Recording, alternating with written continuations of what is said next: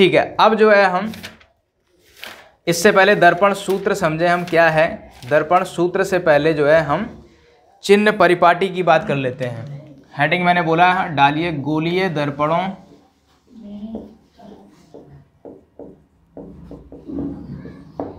के लिए, हाँ,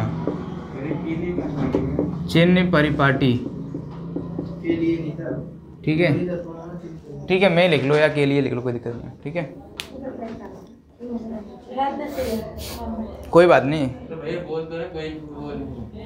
मैं लिखा है तो कोई बात नहीं चलेगा, ठीक है। गोलीय दर्पणों में चिन्ह परिपाटी या गोलीय दर्पणों के लिए चिन्ह परिपाटी एक ही बात है, ठीक है। देखो ये चिन्ह परिपाटी क्या है कि अब जो है हम सवाल करेंगे, ठीक है, या हम कॉपी में लिखेंगे, ठीक है। कॉपी में इमेज जो है दर्पण के पीछे बनी है या आगे बनी है, ठीक है, कैसे दिखाएंगे? हम लिखेंगे क्या कि प्रतिबिंब दर्पण के पीछे बना है या प्रतिबिंब दर्पण के आगे बना है, ऐसे तो काफ़ी लंबा हो जाएगा।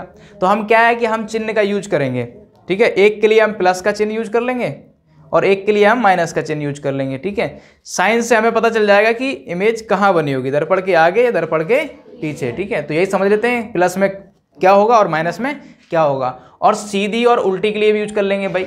सीधी होगी इमेज, सीधा होगा तो उसके लिए हम प्लस का यूज कर लेंगे और उल्टी होगी तो उसके लिए हम माइनस का यूज कर लेंगे, ठीक है। साइन से हम यूज कर लेंगे, इतना लंबा क्यों लिखेंगे हम, ठीक है, स्पेशली क्यों दिखाएंगे, साइन दिखा देंगे, अपने आप समझ में आ जाएगा कि क्या है क्या नहीं है। तो सबसे पहले समझ लेते हैं कि दुनिया में क्या क्या चीज़ें हैं इसमें, ठीक है।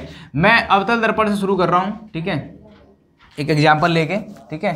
अवतल दर्पण आपको पता है क्या होता है, बाहर से पेंट होता है, मतलब अंदर साइड से किरणें आएंगी, ठीक है, ये रहेगा। ये हमारा हो गया मुख कक्ष, आपको पता ही है, ठीक है, ये हमारा क्या है, मुख कक्ष हो गया। अब ध्यान से देखें, यहाँ क्या होगा हमारा, पी होगा, समझ पा रहे हो, क्या होगा, पी होगा। गोलीय दर्पणों के लिए चिन्ह परिपाटियों का क्या मतलब है, सबसे पहले एक बात समझें कि हम दूरियां नापेंगे। जैसे कि आपको पता है यहाँ पे हमारा क्या है, एफ होगा, ये हमारा सी होगा। आपको पता है कि पी और एफ की जो दूरी है वो हमारी क्या होती है, फोकल लेंथ होती है, फोकस दूरी होती है। हमने देखा है ना, पी और एफ के बीच की दूरी क्या होती है, फोकस दूरी कहलाती है। और पी और सी के बीच की दूरी वक्रता त्रिज्या कहलाती है, ठीक है, रेडियस ऑफ कर्वेचर कहलाता है, ये हमने समझा था। अब ये प्लस में रहेगा या माइनस में रहेगा, ठीक है, कैसे पता करेंगे वो देखेंगे, ठीक है। तो सबसे पहला पॉइंट तो ये है कि सभी दूरियां जो है, सभी दूरियां P से मापी जाएंगी, ठीक है, समझ पा रहे हो कि सभी डिस्टेंस को हम जो है यहां से नापना शुरू करेंगे, ठीक है। अब नापने का तरीका क्या है, देखो ये दिशा क्या होगी, किरण की दिशा होगी भाई, किरणें इधर से तो आती हैं, ये होगी हमारी किरण की दिशा, ठीक है। और एक एग्जांपल ले लेते हैं, मान लेते हैं हमारी वस्तु यहां रखी हुई है, ठीक है, क्या रखी है, वस्तु यहां रखी है, इसको पॉइंट मान लें, ए मान दो, ए लिख दूं मैं इस पॉइंट को, ठीक है, वस्तु ए पे लिखी, ए पे रखी हुई है, ठीक है। और एक और मान लेते हैं कि वस्तु ए पे जब रखी है तो प्रतिबिंब हमारा मान लो यहाँ बन रहा है, ठीक है, ये प्रतिबिंब है, ठीक है, ये मान लेते हैं बी, ठीक है, मैं यहाँ लिख देता हूँ, ये प्रतिबिंब है, ठीक है, और ये हमारा क्या है, ये बिंब है। बिंब वस्तु या बिंब दोनों कहते हैं, ठीक है। तो बिंब लिखाओ, समझ जाना, ठीक है, बिंब मतलब वस्तु के बारे में बात कर रहे हैं, ठीक है। तो वस्तु को हम बिंब भी कहते हैं। सबसे पहली बात मैं कुछ चीजें लिख देता हूं, जैसे कि मैं यहां देखता हूं, पी एफ जो दूरी है, पी और एफ जो दूरी है, पी से एफ की दूरी, इसको हम कहते हैं एफ, फोकस दूरी, क्या कहते हैं, और इसको हम एफ छोटे स्मॉल एफ से डिनोट करते हैं, किससे करते हैं, स्मॉल एफ, ठीक है। फोकस दूरी को हम स्मॉल एफ से डिनोट करेंगे। पी सी की जो दूरी है ये हमारी होती है वक्रता त्रिज्या, जिसको हम कैपिटल आर से डिनोट करते हैं, किससे करते हैं। अब देख लो, ध्यान से देख लो, ये बहुत इंपॉर्टेंट टॉपिक है, इसके बिना चैप्टर कंप्लीट नहीं होगा आपका, समझ लो, समझ में आ रहा है, हाँ, तो इसको ध्यान सुन लो। पी एफ की दूरी क्या है, एफ बोली जाती है फोकस दूरी। पी से सी की दूरी को हम वक्रता त्रिज्या कहते हैं, आर बोलते हैं। और मान लेते हैं कि प्रतिबिंब हमारा यहाँ बना हुआ है या बिंब हमारा यहाँ रखा है, तो पी से ए की जो दूरी है हमारी उसको हम बोलते हैं स्मॉल u, जिसे हम वस्तु की दूरी कहते हैं। वस्तु की दूरी को किससे डिनोट करेंगे? u से। वस्तु दूरी मतलब u से डिनोट करेंगे हम, ठीक है। जैसे फोकस दूरी हमने f से की है, वैसे हमने वस्तु दूरी को u लिखा हुआ है, ठीक है। और मान लेते हैं b पे हमारा प्रतिबिंब बना है, तो b से p से b की दूरी भी होगी, तो pb जो दूरी है उसको हम बोलेंगे v, स्मॉल v। v हमारी होती है प्रतिबिंब की दूरी। प्रतिबिंब की दूरी को हम v कहते हैं। क्या कहते हैं? v कहते हैं। समझ में आ रहा है? ये समझ में आ गया? u क्या है, v क्या है, f क्या है, r क्या है, ठीक है। अब देखो दूसरी बात, हमने बताया कि सारी दूरियां क्या है, p से नापी जाएंगी। p से नापते वक्त आप देखो कि p से नाप रहे हो जब आप, तो किधर जा रहे हो। अगर आप किरण की विपरीत दिशा में जा रहे हो, किस में जा रहे हो? नापते वक्त किरण की विपरीत दिशा में जा रहे हो, विपरीत दिशा में, तो जो भी दूरियां होंगी वो आपकी माइनस में होंगी, माइनस में लिखी जाएंगी। समझ पा रहे हो? माइनस में लिखी जाएंगी, ठीक है। तीसरी बात, अगर किरण की दिशा में जा रहे हो आप नापते वक्त, तो सारी दूरियां आपकी जो है प्लस में लिखी जाएंगी, ठीक है। क्लियर है? अच्छा, इसकी हाइट को मैं मान लेता हूं h1, वस्तु की हाइट को, इसकी हाइट को मान लेता हूं h2, ठीक है। चौथी बात, मुख्य अक्ष के ऊपर, मुख्य अक्ष के ऊपर की दिशा, उसको हम प्लस में लिखेंगे। मतलब ये जैसे इसकी हाइट जो है, बिंब की हाइट क्या है, प्लस में होगी, क्योंकि ये मुख्य अक्ष के ऊपर नापी जाएगी। तो मुख्य अक्ष के ऊपर की ओर जब जाओगे आप नापते वक्त, तो वो प्लस में लोगे। नीचे की ओर जाओगे तो वो आप माइनस में लोगे। मुख्य अक्ष के नीचे दिशा में, नीचे की ओर, ठीक है, इसको आप माइनस में लोगे। मतलब यहाँ जो प्रतिबिंब बना है उसकी हाइट क्या है, माइनस में रखी जाएगी। समझ पा रहे हो? क्लियर है ये बात? ठीक है। अब उत्तल दर्पण, ये कौन सा था, अवतल दर्पण है ना। अवतल दर्पण में देखो साइन क्या क्या रहेंगे आपके, और फिर हम जो है साथ ही साथ उत्तल दर्पण का देख लेंगे। ध्यान दो, क्योंकि u जो है आपका, मतलब जो वस्तु है वो हमेशा दर्पण के आगे रखी जाती है, ठीक है, दर्पण के आगे रखी जाती है। और जब हम नापेंगे p से वस्तु की दूरी, तो p से जब हम चलेंगे तो इधर की ओर चलेंगे, क्योंकि सभी दूरियां हमने यहाँ से नापनी शुरू करनी है। तो यहाँ से नापेंगे, इधर वस्तु है तो इधर ही जाएंगे ना। और ये कौन सी दिशा है, किरण की विपरीत दिशा। क्या है, किरण की दिशा क्या है, ये हम जा रहे हैं किरण की उल्टी दिशा में। उल्टी दिशा में मतलब माइनस, मतलब u जो है आपका हमेशा माइनस में होगा। u की वैल्यू आपकी हमेशा माइनस में रहेगी, ठीक है। टेंशन छोड़ दो इसकी, ठीक है, हमेशा माइनस में ही रखनी है। क्लियर है? क्योंकि u हमेशा इधर ही रखा जाएगा, ठीक है, और नापेंगे तो हमें उसकी विपरीत दिशा में जाना पड़ेगा। समझ पा रहे हो ये बात? ठीक है। अगली बात, f की भी बात कर लेते हैं। f आपका हमेशा इसमें इधर ही है, तो जब हम नापेंगे p से f को, तो इधर भी हमें क्या है, उल्टी दिशा में आना पड़ेगा। मतलब f भी यहाँ पर क्या होगा, माइनस में होगा। समझ पा रहे हो? f की वैल्यू जब भी हम रखेंगे, जब भी पुट करेंगे, तो यहाँ पे माइनस में होगा। किस में, अवतल दर्पण में। समझ पा रहे हो? हाँ, हम अवतल दर्पण की बात कर रहे हैं अभी। क्लियर है ये? और r भी ऐसी माइनस में होगा, क्योंकि r भी तो इधर ही है, c तक की दूरी, उसको हम r बोलेंगे। भाई ये यहाँ से लेके f है ना, और ये यहाँ से लेके यहाँ तक का, ठीक है, p तक का, वो r है। तो नापेंगे तो हम सारा यहीं से, यहाँ से जब हम नापने शुरू करेंगे तो इधर की ओर जाएंगे, क्या यहाँ तक नापना है, तो उल्टी दिशा में जा रहे हैं, मतलब r भी आपका हमेशा माइनस में ही होगा, ठीक है। v की बात कर लेते हैं। v हमारा इधर बना हुआ है, ठीक है, तो इसको जब हम नापेंगे तो क्या है, इसी दिशा में जा रहे हैं, तो v भी हमारा क्या है, माइनस में रहेगा। और ध्यान दो, सिर्फ एक केस में जो है हमारा, इसमें v जो है हमारा प्लस में रहेगा। सोचो कौन सा केस है वो, पहला वाला। ध्यान दो, अवतल दर्पण में जब हमारी वस्तु P तथा F के बीच रखी गई थी, तो हमारा प्रतिबिंब कहाँ बना था, दर्पण के पीछे। कहाँ बना था? दर्पण के पीछे। और दर्पण के पीछे बना था तो हम जब पी से नापना शुरू करेंगे उधर की ओर तो क्या है, एक्चुअली में हम किरण की दिशा में ही जाएंगे। तो उस केस में प्रतिबिंब हमारा क्या है? प्लस में होगा। समझ पा रहे हो? तो ये इकलौता केस है हमारा, ठीक है। कब वाला? पी तथा एफ के बीच वाला, ठीक है। बाकी हमारा माइनस में ही होगा क्योंकि बाकी सारी हमारे प्रतिबिंब इधर ही बने थे, देखा था हमने यहाँ, ठीक है। समझ पा रहे हो? तो यू तो आपका हमेशा माइनस में रहेगा। अवतल दर्पण की फोकस भी माइनस में होती है, आर भी माइनस में होती है, वी भी माइनस में होता है एक छोड़ के, ठीक है। पी और एफ वाला जो हमारा सबसे पहले लिखा था हमने, इकलौता केस है जिसमें हमारी दर्पण के उस साइड इमेज बनी थी। समझ पा रहे हो? ठीक है, ये हो गया अवतल दर्पण के साइन। अवतल दर्पण में ये साइन यूज होंगे। अब जब भी सवाल आएगा, कुछ भी आएगा, तो उसकी वैल्यू हम इन साइन को लगा के रखेंगे, ठीक है। अभी हम देखेंगे। चलिए उत्तल का भी देख लें साथ साथ।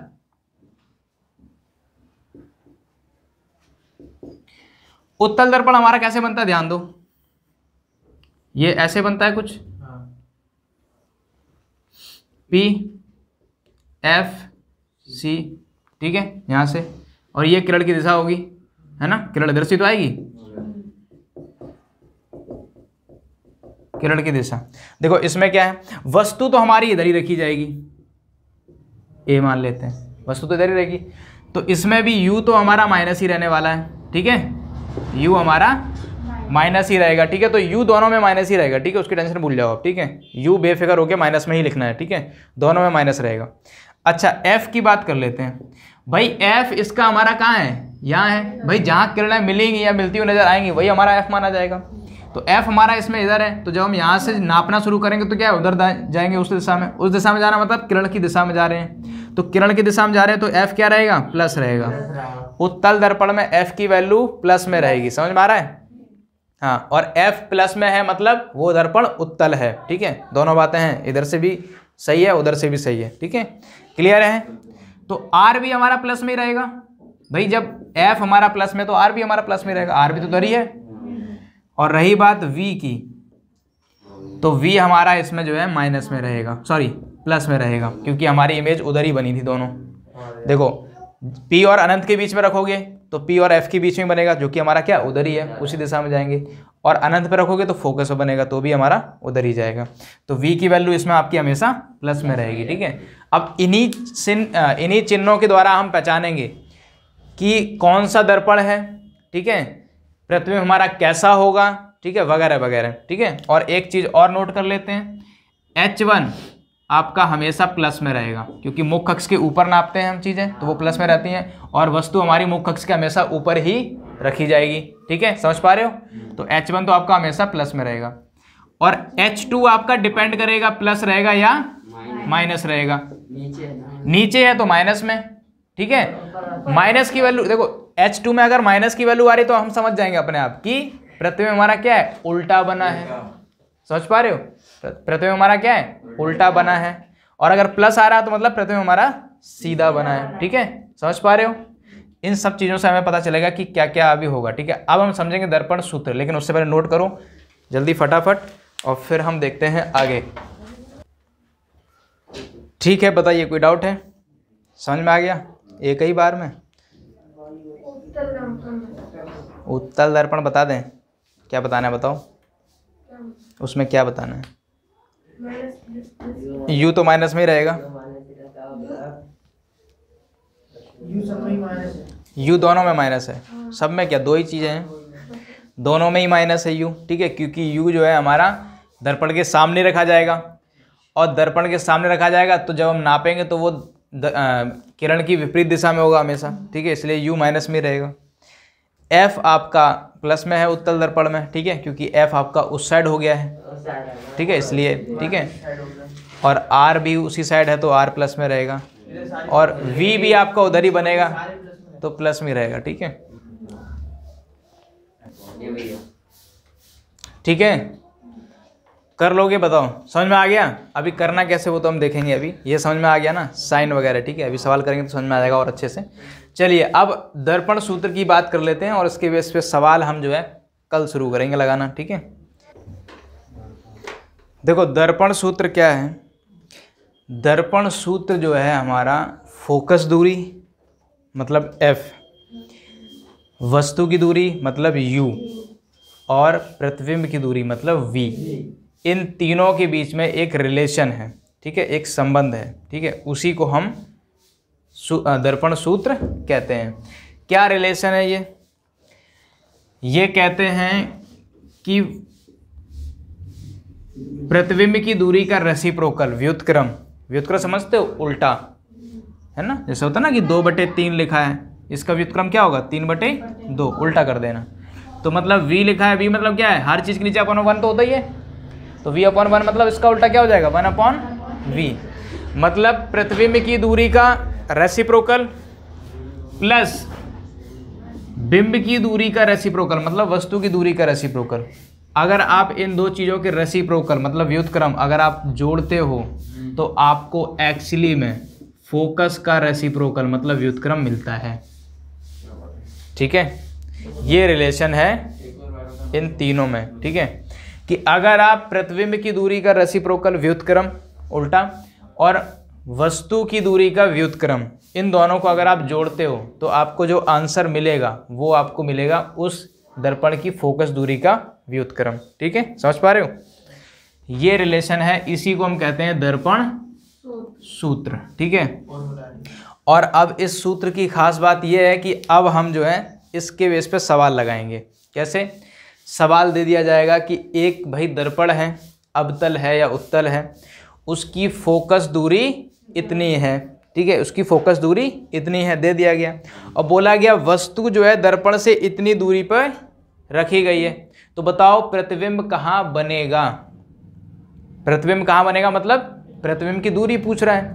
तो एफ की वैल्यू हमें पता है, होगी क्वेश्चन में दे दी गई है, यू भी हमें पता है, इसकी निकालनी है तो इसको निकाल लेंगे सॉल्व करके। आपको पता है यहाँ 3 चीज़ें हैं, फॉर्मूले में जितनी चीज़ें होती हैं उसमें से एक छोड़ के बाकी पता हो तो हम वो एक चीज़ निकाल लेते हैं। अगर हमें u और f पता है तो हम v निकाल लेंगे, v और u पता है तो हम f निकाल लेंगे, v और f पता है तो हम u निकाल लेंगे, ठीक है। कोई भी तीन में से 2 चीज़ें पता है तो हम तीसरी निकाल लेंगे, ठीक है। और इसी से अब हम समझेंगे कि किस तरीके से कहाँ ये चीज़ें फिक्स्ड होती हैं, ठीक है, कि अगर आप प्रतिबिंब वस्तु यहाँ रखोगे तो प्रतिबिंब इतनी दूरी पे बनेगा, दर्पण से इतनी बनेगा, कहाँ ये सब हम समझेंगे, ठीक है। क्लियर है? यही हमारा जो है दर्पण सूत्र है, जहाँ पे v क्या है पता है आपको, v प्रतिबिंब दूरी है ना, प्रतिबिंब की दूरी, ठीक है। और दूरी क्या होती है वो हमें पता ही है, p से प्रतिबिंब की दूरी p से नापते हैं हम, है ना, और p से नापते हैं ना, p ध्रुव से p। और u क्या है, वस्तु की दूरी, वस्तु को हम बिंब भी कहते हैं, ठीक है। तो कहीं बिंब लिखा हो तो कंफ्यूज मत होना, अपने आप समझ जाना कि ये वस्तु के बारे में बात कर रहे हैं। और f क्या है हमारा, f होता है फोकस दूरी, ठीक है, फोकस दूरी। क्लियर है? और एक फॉर्मूला और होता है, इसे हम कहते हैं आवर्धन फॉर्मूला, आवर्धन का सूत्र। आवर्धन क्या है? आवर्धन बताता है कि हमारा प्रतिबिंब जो है वो वस्तु के हिसाब से कितना गुना बड़ा या कितना गुना छोटा बना है, ठीक है। तो इसका फॉर्मूला होता है हमारा m बराबर h2/h1। h2 क्या है, प्रतिबिंब की हाइट, और h1 क्या है, वस्तु की हाइट। तो मतलब प्रतिबिंब की हाइट को अगर हम बिंब की हाइट से डिवाइड कर देंगे तो जो आंसर आएगा वही हमारा m होगा। m मतलब उतने गुना प्रतिबिंब हमारा उससे बना होगा। मतलब काट के अगर मान लो यहाँ पे m की वैल्यू 2 आ गई तो मतलब ये है कि प्रतिबिंब का साइज वस्तु के साइज से दुगना है, ठीक है, समझ पा रहे हो। या आधा आ गया काट के तो मतलब उसका आधा है, ठीक है। तो ये रहेगा हमारा m का फॉर्मूला, ठीक है। तो m आवर्धन निकाल सकते हैं h2 बराबर h1। आवर्धन निकालने का एक और तरीका है, एक और फॉर्मूला है जिसे हम v और u की मदद से निकाल सकते हैं। यही है m का फॉर्मूला, मैग्निफिकेशन कहते हैं, कि इमेज हमारी जो है वस्तु के अकॉर्डिंग कितनी बड़ी बनी है, ठीक है। m निकालने का एक और फॉर्मूला है, m जो है हम v और u की मदद से भी निकाल सकते हैं, जो कि बनता है -v/u। ये फॉर्मूला है, ठीक है। v मतलब प्रतिबिंब की दूरी बटे में वस्तु की दूरी, अगर आप काटोगे, ठीक है, तो आंसर हमारा m की जो वैल्यू आएगी, और माइनस का साइन उल्टा कर दोगे, माइनस साइन लगा के, तो हमारा क्या है, m की वैल्यू जो यहाँ से निकलेगी वही हमारी यहाँ से निकलेगी। तो आप m दोनों तरीके से निकाल सकते हो, यहाँ से भी निकाल सकते हो m और यहाँ से भी निकाल सकते हो। अगर ये दे रखा है तो इससे निकाल देना, ये दे रखा है तो इससे निकाल देना, ठीक है। ये फॉर्मूला हम तब यूज कर लेंगे ठीक है, जब हमें जो है वस्तु की हाइट बतानी होगी, ठीक है, हाँ हाइट बतानी हो तो हम यूज कर लेंगे, ठीक है। और अगर हम इन दोनों फॉर्मूले को मिला दें, क्योंकि भाई m बराबर हमारा ये भी है H2/H1 और m बराबर हमारा ये भी है -v/u, तो हम कह सकते हैं ये दोनों आपस में बराबर होंगे। तो हम कह सकते हैं कि H2/H1 जो है बराबर होगा हमारा -v/u, ठीक है। ये एक कॉमन फॉर्मूला बन गया, ठीक है, इसको लगाओगे तो आप पता चल जाएगा। ये फॉर्मूला आपका वस्तु की ऊंचाई या प्रतिबिंब की ऊंचाई पता करने के लिए यूज करेंगे, ठीक है, और ये दूरी पता करने के लिए। समझ में आ गया। इन फॉर्मूलों को जो है हम कल देखेंगे, कल इनके बेस पे सवाल करेंगे, ठीक है, और समझेंगे कि कैसे यूज होते हैं ये, इनको नोट कर लें, ठीक है।